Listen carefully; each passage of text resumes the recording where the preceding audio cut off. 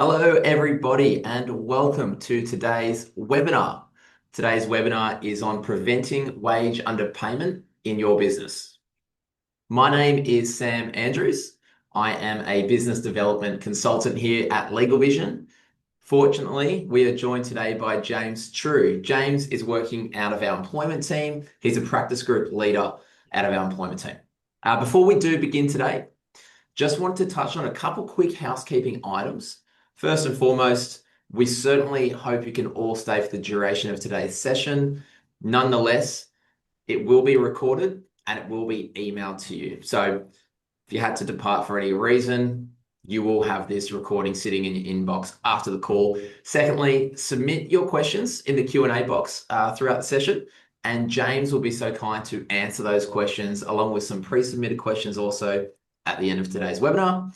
Thirdly, we're always trying to work on our information that we're sharing and the way we do it here at LegalVision. So please feel free to complete the feedback survey after the webinar to give us a little bit of insight. And lastly, stay until the end of the webinar to enter our Apple AirPods monthly draw.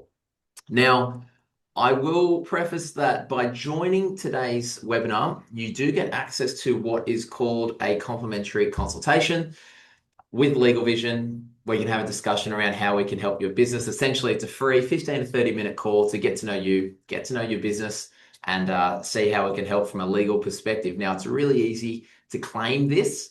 All you need to do is leave your contact details in the survey.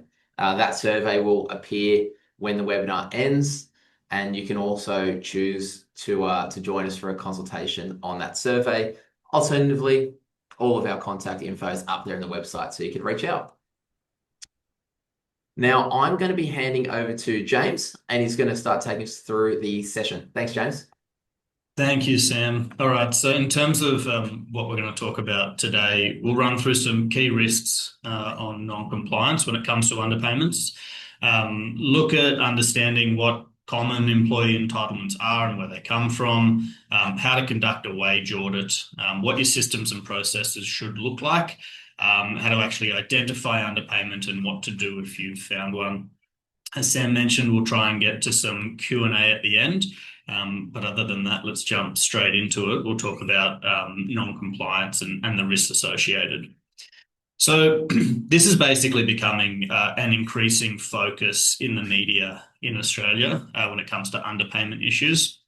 Spotlight is absolutely on business owners, making sure you're paying your people correctly according to the various obligations which we'll work through. Regulators, the Fair Work Ombudsman predominantly, increasing scrutiny. They are better and better resourced to take action against any contravening business. Historically, you might have received a slap on the wrist for any non-compliance, but those days are well and truly gone. We see three key risks when it comes to wage non-compliance. Number one's brand reputation. Again, historically less of an issue, but now, given that all these matters make their way to the news, it's going to damage your brand. And then the second and third, they're related. You are risking penalties and fines for non-compliance, which all comes along with prosecution. So you have the back payment liability itself, but you'll find yourself in court, and these can be very protracted legal proceedings. So there's a lot of risk involved in getting this wrong. And we are seeing more and more that they're making it to the news. So I just want to turn to a few recent examples of non-compliance that you might have heard about some of these. Now, the most recent one here is Coles and Woolworths. Here we're talking about what's reported as a potential $1 billion underpayment. The proceedings the first part of the proceedings have wrapped up, but we're expecting an appeal here. But this was ultimately a case where there's a class action against those two entities, largely just for failing to properly manage annual salaries. So paying their employees annual salaries and sort of thinking, well, that should cover it. And a lot of interrogation about their ability to offset basically entitlements which were owed in one pay cycle. offset that by entitlements or monies that were paid in subsequent pay cycles. It's been a huge case, and as I said, there's probably going to be an appeal, so we'll watch this space and see what happens. But even if an appeal is successful here, and that might limit some of the quantum, but we've already seen hundreds and millions of dollars back paid already, even prior to the proceedings starting. So these are significant financial outlays. Suncorp Bank, this was a little while ago, but they had a $32 million underpayment. The back payment on that also included about $4.5 million in interest alone, but they were then required to enter into an enforceable undertaking with the Fair Work Ombudsman. Now, an enforceable undertaking is basically an alternative to being prosecuted. So the Ombudsman will say, look, I can take you through the courts, or we, in a sense, can agree you have to admit your contraventions, and then basically sign up to a compliance program with the Ombudsman, which is, increasingly rigorous, what they'll ask of you. But interestingly, for Suncorp too, even though they weren't prosecuted, they still had to pay a $520,000 contrition payment as part of that enforceable undertaking. So it's not a complete get out of jail free card if you do avoid contraventions there. BHP, $430 million underpayment. Now they self-reported that one to the Fair Work Ombudsman. But the issue largely arose from the way they were managing annual leave, and they were deducting annual leave on public holidays when they shouldn't have. Now, obviously, for a business that size, they've got a huge payroll liability as it is, but minor errors over time, and I believe that's $430 million across about a 10-year period, but they add up. But they really add up when you're a company the size of BHP. But the lesson there is, those underpayments roll away from you. Even small issues like that turn into huge quantums. The last one I've added there is a disability services provider, and it's a $1,400 underpayment. Now that obviously pales in comparison to all of those astronomical numbers being put out there. But it's important because that entity still had to enter into an enforceable undertaking with the Fair Work Ombudsman. They're still going to be subject to very rigorous, ongoing, and very expensive compliance obligations. They'll spend the next 2 years talking to the Ombudsman and showing the Ombudsman all the details of the audits that they'll have to go and get done, or the training internally that they're going to have to get done. So even though that's only a $1,400 underpayment, it doesn't mean that the Fair Work Ombudsman is going to go easy on you, and that those things could just be swept under the rug and not cause you problems. Now, there's a point in all of these things here is that the risk is not just about the liability for the underpayment itself, but you've got potential penalties, you've got legal costs, and then, of course, the reputational damage. With that in mind, I think probably good to turn to how these issues actually come about. How are these very sophisticated businesses making such glaring mistakes? And the first part there is to actually understand what employee entitlements are. So if we click through to our next slide here, you've got basically, when we look at so many different sources of entitlements for employees, the starting point is the Fair Work Act, which within it has the national employment standards. That's going to cover things like annual leave, personal leave, notice of termination, and redundancy pay, as well as setting a minimum wage. Now, these standards apply to almost all employees in Australia. There's very few exceptions. Underneath the Fair Work Act, you have industrial instruments called modern awards, and they can basically apply on both an industry and occupational basis. So within your business, you may have any number of awards which cover your employees, but awards generally will cover the majority of employees in Australia. And within an award, you're going to see entitlements like minimum rates of pay, which might be, again, different in different awards, different industries, different occupations have different rates of pay, and different levels of employees have different rates of pay. An award's going to set overtime penalty rates, loadings, allowances, things like that. You'll also here have enterprise agreements that they might apply, and it's usually to a specific employer, But the agreements can basically vary some of those modern award entitlements. They can't undercut them, but they can alter them. Your next source of entitlement is going to be a contract of employment, and that allows you to provide an above the law entitlement, maybe things like bonuses, commissions, but then also that's going to be what provides for an all-encompassing salary. So if you want to pay someone a flat rate for the year, it's then critical that the employment contract is expressing that that's what they're getting, and there are some magic words that need to be in those contracts in relation to things like offset clauses. There's other legislation as well, which is going to set entitlements for employees. So superannuation legislation, and then you've got long service leave, which is governed on a state-by-state basis, so different for different employees across the country. The upshot here is you have a really vast and complicated industrial framework. It sets out a whole heap of different, very specific entitlements to employees, and it's going to vary industry to industry and role to role. Getting it wrong in relation to any of those items we've just talked about means you can have an underpayment liability to employees.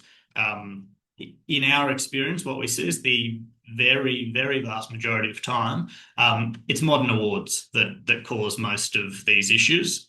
There are over 120 modern awards, and they can be very different, and that can just create sort of endless complexity for employers. I guess where we see employers getting it wrong most commonly, the cause of an underpayment is commonly going to arise from things like human error. We see just the inputting of data having been done incorrectly can cause an underpayment. Certainly failing to identify the correct modern award or an employee's classification within that award is a very common mistake. A lot of businesses adamant that there's no modern award that applies to their business at all, which is rarely the case. Next, we see, just failing to apply the correct entitlements under an award, in terms of overtime penalties, or you might actually just miss an annual increase. So all of those awards basically indexed. The entitlements are indexed every year. So 1 July, those minimum rates will go up, and there might actually just be changes to the entitlements as well as the awards get varied from time to time. Finally, and this has certainly been the case for the Coles and Woolworths of the world, using annualised salaries without properly accounting for minimum entitlement. So, a lot of businesses just taking a set and forget approach. Okay, you're being paid a salary, and therefore we think we're fine here and nothing to worry about. That's definitely not the case. If you're paying a salary, it still just has to be more than what the employee would be entitled to under the modern award, the enterprise agreement, or just the national employment standards. So the contract can't override any of those entitlements. What we see really here as well is that all of these errors, whilst they may sometimes just be very minor, that they snowball, and that also where you don't keep proper records, it becomes really difficult to actually then go and check the accuracy of what you've paid, as well as then what an employee's entitled to. So I guess we've run through that at a very high level, and I think it's probably critical to mention here that understanding those very specific entitlements is not something you can really do on a webinar, certainly, and that it's going to be a really important thing for your business to make sure you are very much across the minute detail when it comes to those entitlements. I guess one of the ways too that the next thing we'll turn to here is looking at how you basically uncover all of these issues, and so you can make sure that you're not unknowingly sitting on an underpayment, whether it be a small one or a very large one. It's sensible to do an audit.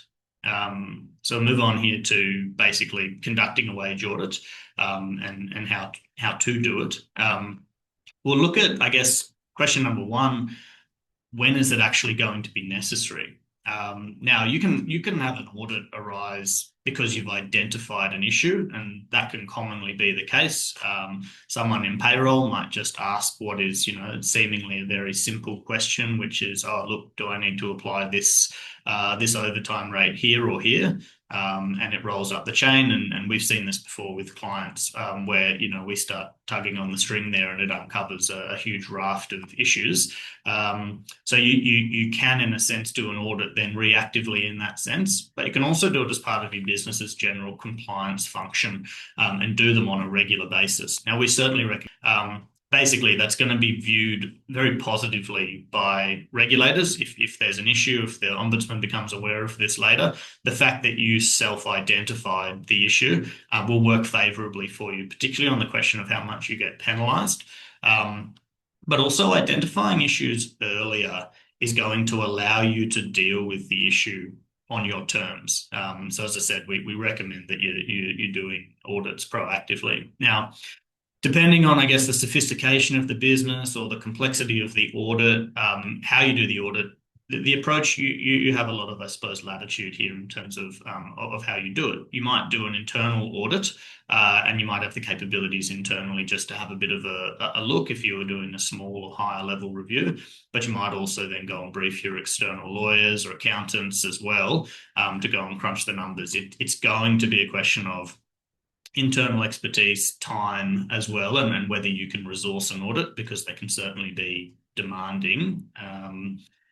Now, as I said, there are differences in how you can do it, but it's going to depend as well on how complete your records and data ultimately are. But an audit process will generally involve, first, you're going to need to understand the source of the entitlement, everything we were just talking about. So understanding the modern award, what the minimum rates or allowances or loadings might be, understand the employment contracts and what they're offering employees. So that's step one. Two is then actually determining, well, okay, what was owed to the employee, and commonly going to be, times the rate by the hours worked, or work out whatever the particular entitlement is. So we now know, okay, well, what was this employee entitled to at law? And step three, you're then looking at, right, well, what have we actually paid them? And is there a shortfall?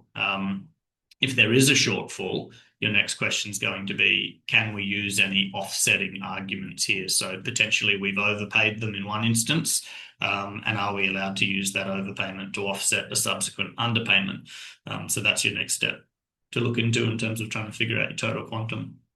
The final step then, of course, is then you calculate that liability which is owed to the employee, and that's, from there, you've got some decisions to make in terms of, I guess, the piece of work you'll do, rectifying and communication. We'll talk about all of that as well in terms of what to do when you've identified an underpayment. It's really important that proper records are kept. And that's basically because it's going to be really hard, or sometimes even impossible, to do an audit where you don't have the data.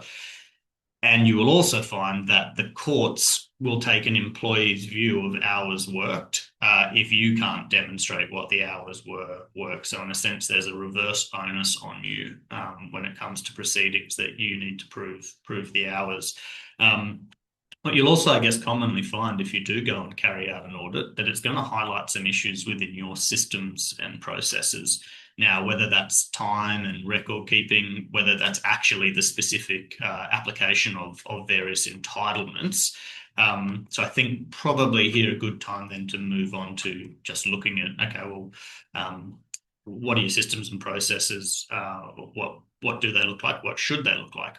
Now, I'll preface all of this with, this is largely an issue for your payroll platform, but I just want to talk about some key considerations and largely in relation to what you're going to do if you're going to get starting up and getting a new payroll system, or thinking about moving. Really important thing to do is understand your industry. You need to know your award or enterprise agreement. Now, I think if you've got an enterprise agreement, you'll know you've got one, because that's going to apply on an employer basis. But there are many, many, many employers out there who do not know the award or the awards that apply to their business. You need to know that. That's the starting and it's the basis for compliant pay practices. And if you're across your industry standards, then sure, you're going to make sure that your business aligns with all your legal requirements, and you're going to be avoiding unintentional underpayments. You also want to get a good understanding of what your workplace profile is. And by that, I mean, do you have casuals? Do you have part-timers? Are you using contractors? Have you got gig economy workers? Because all of those things are going to have an impact on your compliance obligations. You want to make sure that your systems are well set up so that they can actually record all of those different methods of engagement. We've seen businesses run up huge liabilities because they've been engaging contractors who were subsequently all found to be employees, but there was nowhere within their payroll system to appropriately categorize and just record the fact that they had contractors. The payroll system worked only for employees.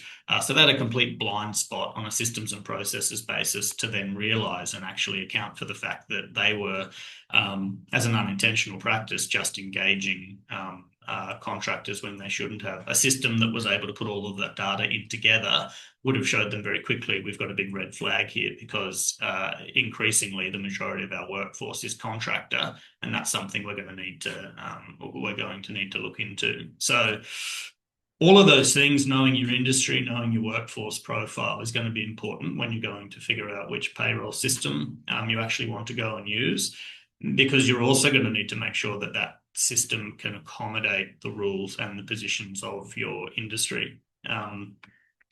You want to also understand your growth goals.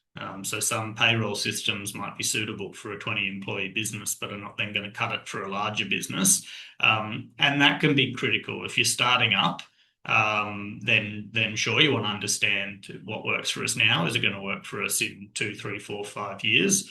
And we see plenty of very, very successful, sophisticated businesses who are using very unsophisticated payroll systems because that's what they started with. So it's still also an important consideration, for your business. If you're actually thinking about just changing your payroll platform, can be a massive process and a bit of a headache, but sometimes really critical from a compliance perspective. The other, and I guess the overarching or at least very, very important consideration here on systems and processes is training. And it's all well and good to go and get the world's, greatest payroll platform, but you need to know that your managers and workers are trained so that you'll have the right data for that system.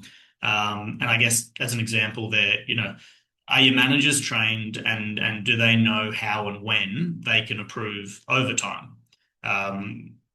Do your workers have any guidance on when they can go and work beyond their rostered hours?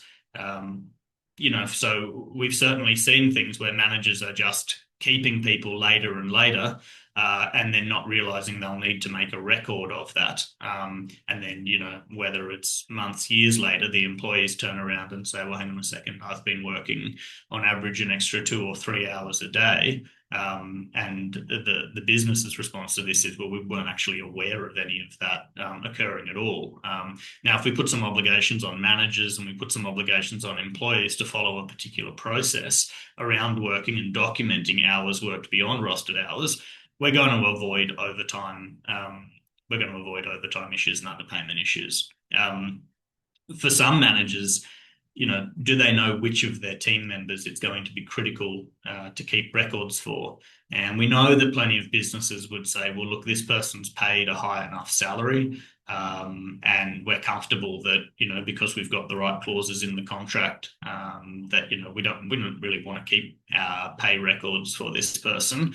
That's just too much admin. And a lot of businesses will make that decision, and it's a sensible one. We don't need people earning $150,000 a year clocking in and clocking out when they come and go. We've got people working flexibly as well, which is another thing creating a lot of headaches for compliance. But there will be some employees who are getting paid much closer to their minimum entitlements, and they are the ones that it becomes critical for managers to keep an eye on what those hours of work are, and again, to make sure there's no overtime penalty rate work being performed, certainly without anyone's prior approval, so it can actually be captured in the system. So I guess with all of that in mind, the message here is there's only so much that your payroll team and your payroll platform can do if it's not getting great data.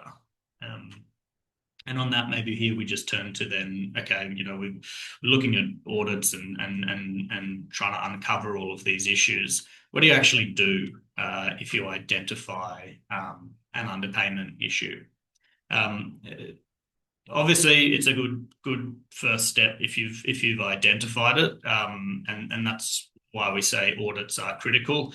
As I said, if you the example of BHP there was sitting on an underpayment for 10 years, and I'm sure they would have liked to have picked it up 10 years ago, and avoided a 400 and something million dollar underpayment, as well as all the headaches that will have come from having dealt with that. So finding it early, obviously critical. If you've identified it, and particularly if you've got a sort of systemic, or it's a significant underpayment, generally, go and take legal advice. You want to be really clear that if you're going to start that rectification process, you're paying people the right amounts. And you want to then get an understanding of the appropriate way forward.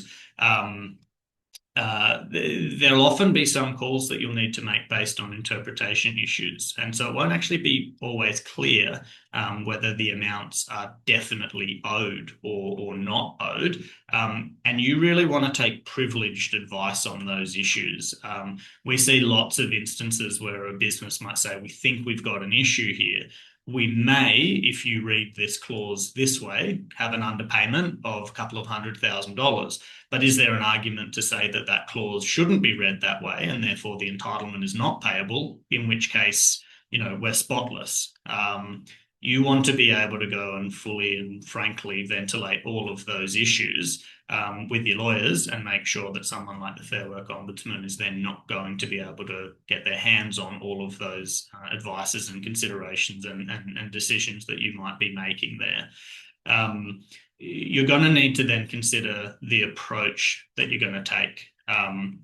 Because there are many ways you can look at remediating an underpayment. You may want to, having identified it, just go and pay everyone back in full.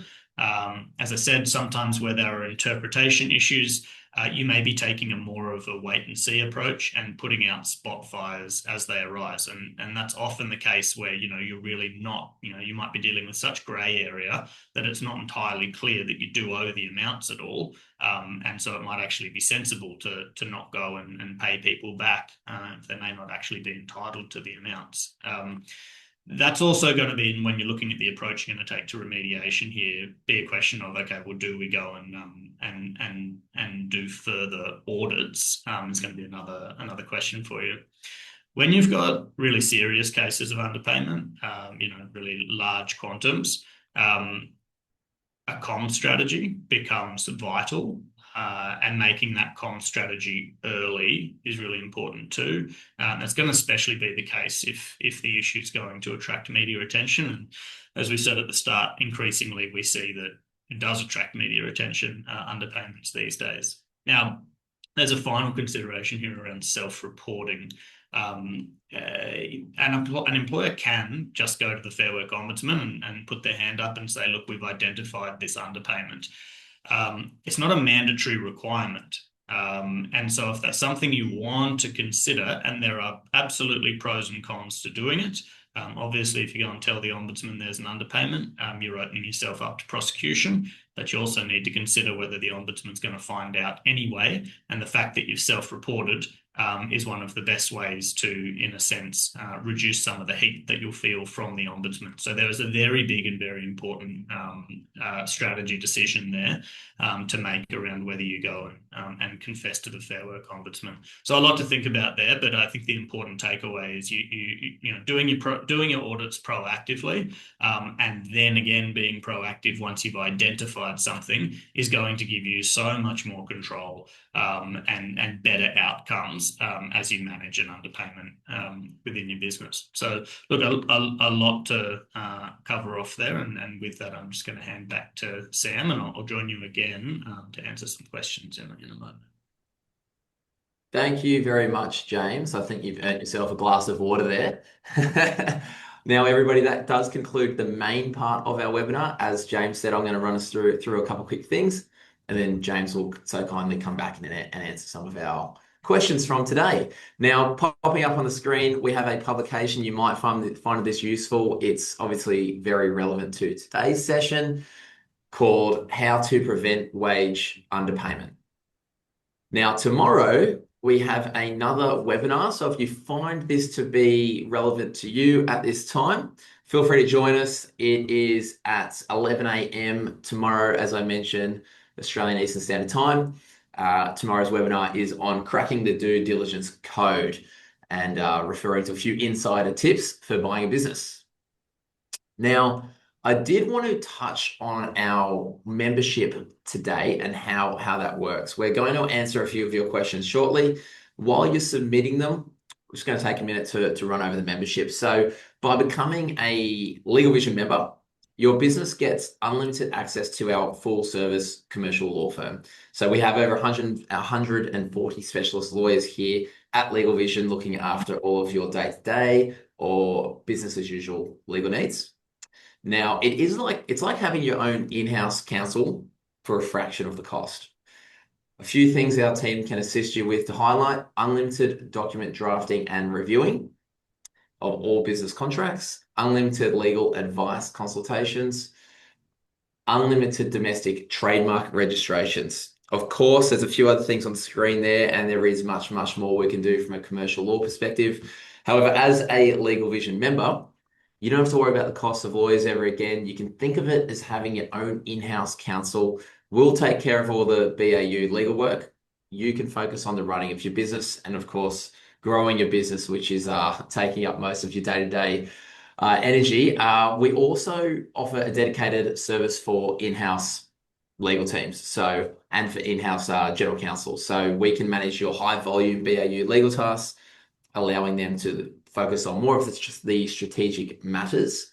Our lawyers invest upfront in understanding what's important to your business and work as an extension of that in-house legal arrangement or in-house legal function. Now, if you do want to learn more about how the membership or that desk extension function I mentioned can help you and help your business, just request that free consultation that I mentioned at the start or the beginning of the webinar. You can do that when the survey appears at the end of the session. Now, I am going to hand it back over to James to answer a few of those questions. While you go through that, you're going to see a poll question pop up on your screen. We'd really appreciate it if you take the time to answer that question. I believe that we're also going to send a message straight into your Zoom chat around the chance to win those AirPods that I also mentioned earlier. Now, I'm going to hand it back over to you, James.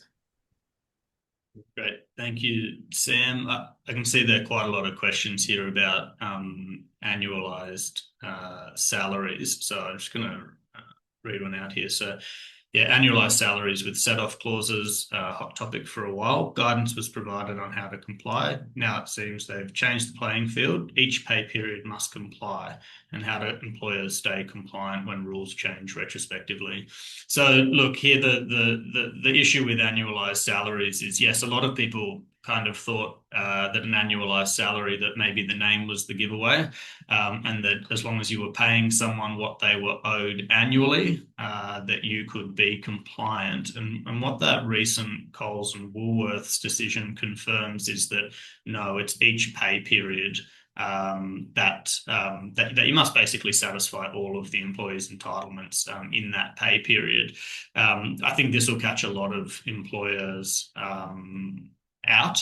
There is the reason the court's gone with that approach here is ultimately there's a section in the Fair Work Act which says employees must be paid what they are owed at least monthly. Now, most people historically interpreted that to be your max pay cycle could be monthly, but it's that clause which has informed the ruling in the Coles Woolworths decision. Now, if you haven't been doing that, and you then now are doing a bit of a rectification process. You've got some options here in terms of whether you go back and I guess proactively go and audit everything and go and try and find if there are historical underpayments by virtue of using salaries where in one particular month the employee might have earned less than what they were specifically entitled for. There'll be a lot of employers taking the approach of let sleeping dogs lie here, and using a sort of forward-facing approach, which says, well, let's just make sure that moving forward, we're going to just make sure that the salaries are and the hours that employees are working are basically even enough that we're not going to have big spikes. But certainly there'll be plenty of businesses, if you're doing project work, where in 1 month you've got employees staying extremely late, every day of the week, throughout the entire month. Project finishes, and those employees go very, very quiet for a long time. Look at those as your kind of high risk employees if you're using annualized salaries, because that decision is going to bite you. See, one of the questions here, which is also about the offset. One here is, if you're going to use an offset salary, do you include the first aid entitlement under an award, even if they're not a first aid officer? The upshot here is you're only going to need to offset entitlements that they are actually owed under the award. So it's a process of determining, okay, if we paid you strictly in accordance with the award this month, what would you be entitled to? So what, the base hours that you've worked, any overtime hours, penalty rates, loadings, etc. What's that number? And have we paid you more than that? And so, yes, you're only offsetting what they're actually entitled to. Another question here, which is similar to it, is again with annualized salaries and set-off clauses.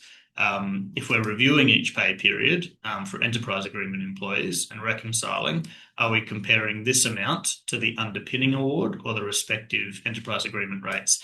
And the answer there is it'll be the enterprise agreement.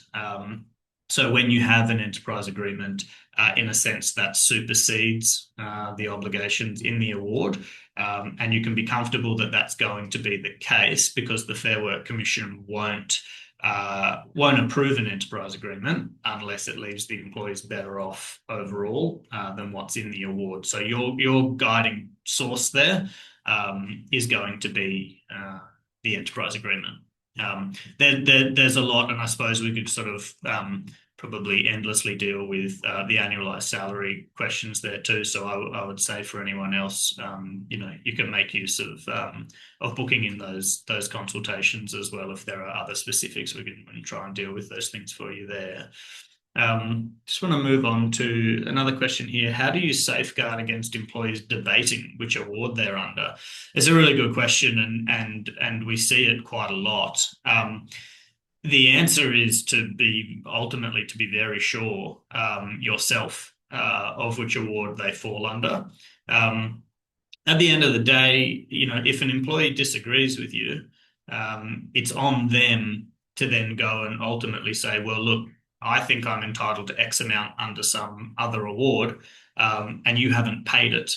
And then the place for the employee to go is, is to ultimately try and firstly resolve that with you, but they need to sue you and prove that other award that they allege does apply. So, obviously you don't want to get into that position. So being really clear with the employee on, look, this is our position, but it's not really something in a sense that's up for argument in the sense that, the employer doesn't choose and the employee doesn't choose which award applies. It applies as a matter of law. But as I said, it's then just a matter of making sure that your argument there and your reasons for why you believe one particular award applies are really sound and are communicated to the employee. But you don't need to engage with endless debate with an employee on that. Next question here, how to ensure effective salary rates in businesses with varying rosters? So really tricky is the answer. The upshot is that, anyone with a varying roster is a red flag to an annualized salary provision. Unless, of course, you're making sure that that salary is, compensating them high enough for the maximum roster they're ever going to work. But varying rosters are a problem, and varying rosters also rarely work with modern awards as well.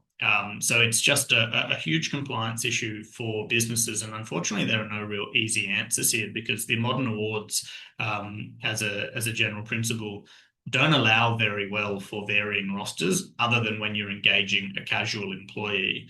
And beyond that, most modern awards think that if you're a part-time employee, that you're going to still work set hours. That'll only be varied very infrequently and sort of varied on an ongoing permanent basis. So you're going to have a lot of issues with fluctuating rosters. But as I said, the only real way to ensure you've got an effective salary rate there is to be putting the salary in at a level which compensates for the max hours that they might work. That's the only really way to do it safely, so to speak. All right. Now I'll move on. I'm just going to do two more questions here before we wrap up, and apologies for anyone who haven't been able to get to your question. This second last one, is there any requirement for employers to be recording clock-on times for employees' managers that are on annual salaries and who are award-free? It's a great question because, strictly speaking, the record-keeping obligations are going to kick in relation to those award entitlements. So in terms of a mandatory requirement to keep the clock on times, no. However, if you're ever in a situation where there's someone's going to be claiming that they've been underpaid, the first thing you're going to want to do is be able to prove the hours that they worked. And so unless you've got a huge buffer on that salary, so again, if they are award free, then you're making sure that you're paying them well above minimum wage for the hours they worked, and that's a bit of an easier calculation to do. But you might want to go and sort of calculate your outer limits of work. So, for example, if someone's entitled to minimum wage, but you're paying them, let's say, $30,000 above minimum wage on an annual basis, then you can work backwards from that and say, okay, well, what's $30,000 divided by the minimum wage per hour? And that, in a sense, lets me know what my hourly buffer is for the year. And then know, okay, well, if that's the hourly buffer, that gets me X many hundred hours of extra work that can be performed in the year without creating an underpayment. Then making sure that, all right, well, that means the employee can work 50 hours a week for the whole year before we underpay them. So we can, in a sense, watch and say, as I said, that's the outer limit. And so put some system and process in place so that managers could identify, hey, this person is actually working near those numbers. And that's when you may need to have a closer look at it. So in a sense, you're trying to figure out how close to the sun are we flying here, and then what else do we need to add in, from a process perspective here to ensure we don't underpay someone. And the last one, it's a question about set-off. So how much detail should you cover in your contracts on a set-off clause? And the answer here is a lot of detail. A set-off clause, for it to be effective, needs to very specifically express every single entitlement that is being covered by the employee's salary or the rates that you're paying them. So it's not going to be sufficient to say, we pay you this salary and it covers you for everything you're entitled to. It's going to need to say, this covers you for any loading, penalty, allowance, overtime rate, etc., that you may be entitled to. So you need a very specific clause there. All right. Well, yeah, I think that's all we've got time to get through on the questions. I'll hand it back over to Sam. But from me, thank you everyone for joining us today. Really want to extend the thank you to James. Thanks again, James, for running us through everything there. It's been a great session today. Now, that is all we have time for.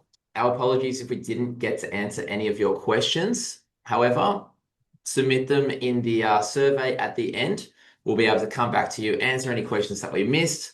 Also, we'll be able to get in touch about learning more about how our membership at LegalVision can help you. I am referring to that complimentary consultation that we referred to earlier. Certainly feel free to opt in for that or reach out to us through the contact details on the website. Now, while this is a free webinar, we certainly always value your feedback. We're always trying to make the sessions bigger and better and improve upon them. So please complete the survey at the end. It's 30 seconds. It's not too time consuming.